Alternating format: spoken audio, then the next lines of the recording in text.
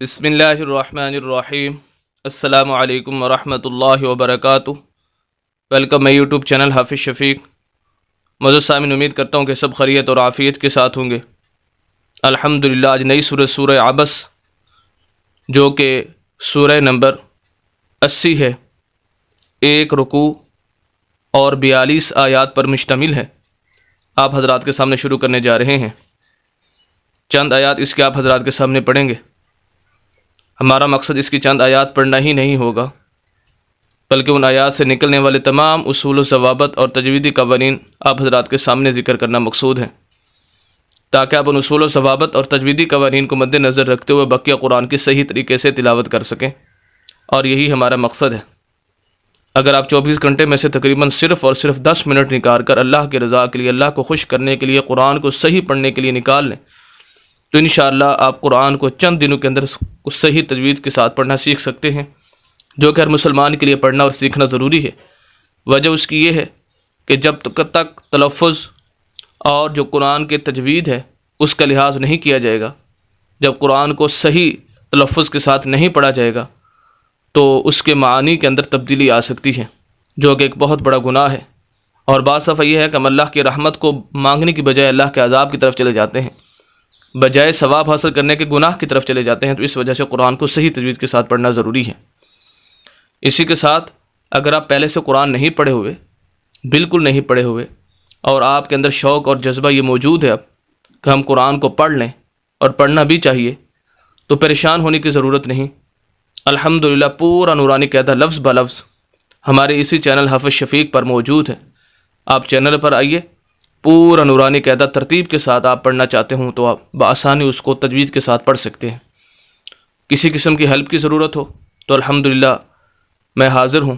اسی کے ساتھ آپ کی فیملی، آپ کے دوستوں، آپ کے جاننے والوں میں سے کوئی بھی اگر آن لائن قرآن شریف پڑھنا چاہتا ہوں تو الحمدللہ اس کی بھی کلاسز ہماری جاری ہیں۔ آپ بھی اگر ہماری کلاس کا حصہ بننا چاہتے ہیں تو دیے گئے نمبر پر رابطہ کیجیے۔ تو بہرحال آئیے آج کا سبق شروع کرتے ہیں۔ اعوذ باللہ من الشیطان الرجیم، بسم اللہ الرحمن الرحیم۔ سورۃ عبس 80 یہ سورت نمبر ہے اور یہ مکی سورت ہے۔ عبس وتولی، پہلا لفظ ہے عبس، عین کے اوپر، با کے اوپر، وسید تینوں کے اوپر زبر ہے۔ کسی بھی حرف کو نہ لمبا کرنا ہے، نہ جھٹکا دینا ہے، نہ مجہول پڑھنا ہے۔ یہ 3 بنیادی اصول ہیں زبر زیر پیش کے بارے میں۔ تو یہاں پر تینوں کے اوپر زبر ہے، کسی بھی لفظ کو ہم نے لمبا نہیں کرنا، کیونکہ زبر والے لفظ کو لمبا نہیں کیا جاتا، زیر اور پیش والے لفظ کو بھی لمبا نہیں کیا جاتا۔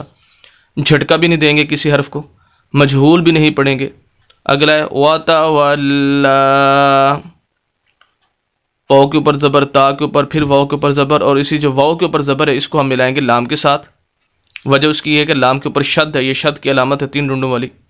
جس حرف کے اوپر یہ علامت آ جائے اس حرف کو 2 مرتبہ پڑھنا ہوتا ہے۔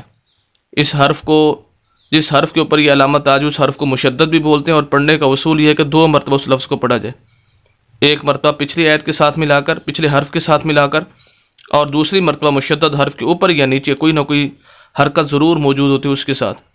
پہلے اصول کے مطابق واو کو ہم لام کے ساتھ ملائیں گے، واو زبر لام وال، لام کو ہم نے ایک مرتبہ پڑھ لیا، پھر لام کے اوپر کھڑی زبر ہے، دوسری مرتبہ ہم پڑھیں گے لام کھڑی زبر مد لا وتولا۔ تو یہ ایک اصول یہ ہو گیا۔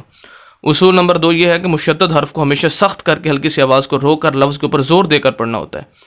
وتولا، ولا، سخت کر کے پڑھنا ہوتا ہے۔ یہ طریقہ ہے مشدد حرف کو پڑھنے کا، صرف یہیں پر نہیں بلکہ پورے قرآن کے اندر جہاں بھی کسی بھی حرف کے اوپر شد آ جائے، یہ 2 اصول پائے جائیں گے۔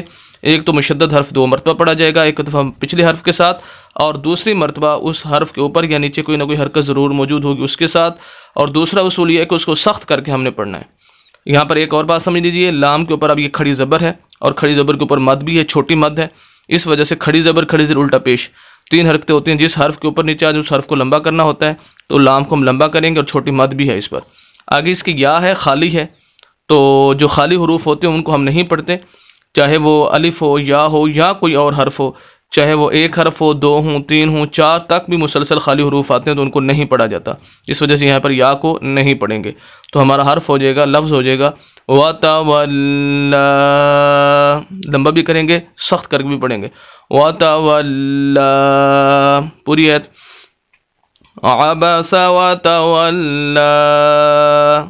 اب یہاں پر عین کی آواز بالکل واضح ہونی چاہیے، عَبَسَ، یہ نہ ہو کہ عَبَسَ آ پڑھ لیں، اگر آ پڑھیں گے تو یہ حمزہ بن جائے گا جو کہ لفظ کے معنی تبدیل ہو جائیں گے، اس وجہ سے عین کی آواز وہ حلق سے نکالنا ضروری ہے۔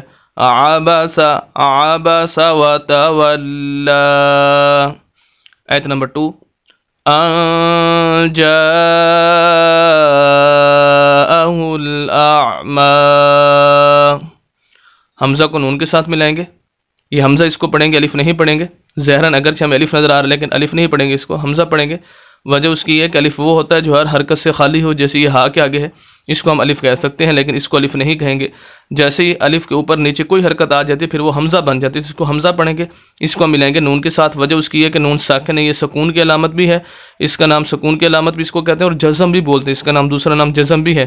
جس حرف کے اوپر یہ علامت آ جائے اس حرف کو ساکن بولتے ہیں۔ اب نون کے اوپر ہے تو ہم کہیں گے نون ساکن ہے۔ ساکن لفظ کو پڑھنے کا جو اصول اور طریقہ ہے پورے قرآن کے اندر وہ یہی ہے کہ وہ خود بخود نہیں پڑھا جاتا، ساکن حرف اس کو پچھلے حرف کے ساتھ ملانا ہوتا ہے، اس وجہ سے حمزہ کو نون کے ساتھ ملائیں گے۔ جیم کے اوپر زبر ہے، اس کے آگے الف ہے اور الف پر مد ہے، اس وجہ سے جیم کو ہم لمبا کریں گے، اور یہ سب سے بڑی مد ہے جو کہ 5 الف کے برابر، اس کو لمبا کرنا ضروری ہوتا ہے۔ جاء، جاء، 5 الف کا مطلب یہ ہوتا ہے کہ جتنی دیر میں ہم ایک الف پڑھتے ہیں، 5 الف پر پڑھنے میں جتنا ٹائم لگتا ہے اتنا ہی ہم اس کو لمبا کرنا ہوتا ہے۔ یا یہ ہے کہ اگر ہماری مٹھی بند ہے تو آرام سے ہم اس کو کھول لیں، جتنا کھولنے میں ٹائم لگتا ہے، یا اگر کھلی ہوئی ہے تو اس کو بند کرنے میں جتنا ٹائم لگتا ہے اتنا اس کو ہم نے لمبا کرنا ہوتا ہے۔ یہاں پر ایک بات سمجھنی کہ وہ یہ ہے کہ یہاں پر دیکھیں کہ ہم نے یہاں پر اخفا کرنا ہے، 2 چیزیں ہوتی ہیں، ایک غنہ ہوتا ہے اور ایک اخفا ہوتا ہے، تھوڑا سا ان کے اندر فرق ہے۔ غنہ کے اندر تو یہ ہوتا ہے کہ اس لفظ کی آواز کو ناک کے اندر لے کر جانا ہوتا ہے اور اس ناک کے اندر اس لفظ کی آواز کو واضح کرتے ہیں۔ مثال کے طور پر اگر ہم اسی پر غنہ بنا لیں ان کے اوپر جہاں پر اخفا ہے تو پھر ہم اس کو پڑھیں گے ان، نون کے اندر نون کی آواز ناک کے اندر بالکل جائے گی، لیکن یہاں پر ہم نے غنہ کرنا نہیں، یہاں پر ہم نے اخفا کرنا۔ اخفا کیا ہے کہ آواز تو ناک کے اندر جائے گی غنے کی طرح، لیکن جس لفظ کے اوپر اخفا کیا جا رہا ہے اس کی آواز ناک کے اندر واضح نہیں ہوگی بلکہ اس کو ناک کے اندر چھپا لیں گے۔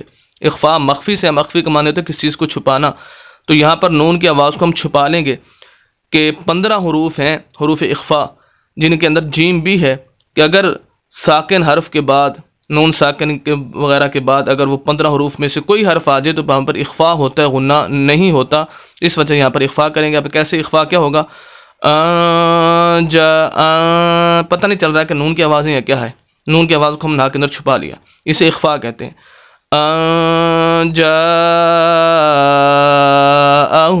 ہا کو لام کے ساتھ ملائیں گے، آگے ہا کے آگے الف ہے خالی، اس کو نہیں پڑھیں گے، لام ساکن ہے، پیچھے بتا چکا ہوں ساکن حرف کو پڑھنے کا طریقہ، جیسے یہ نون کے اندر میں نے بتایا، تو ہا کو لام کے ساتھ، لام کے آگے جو حمزہ ہے، حمزہ اس کو پڑھیں گے، الف نہیں پڑھیں گے، اس کی تفصیل بھی یہاں پر بتا چکا ہوں۔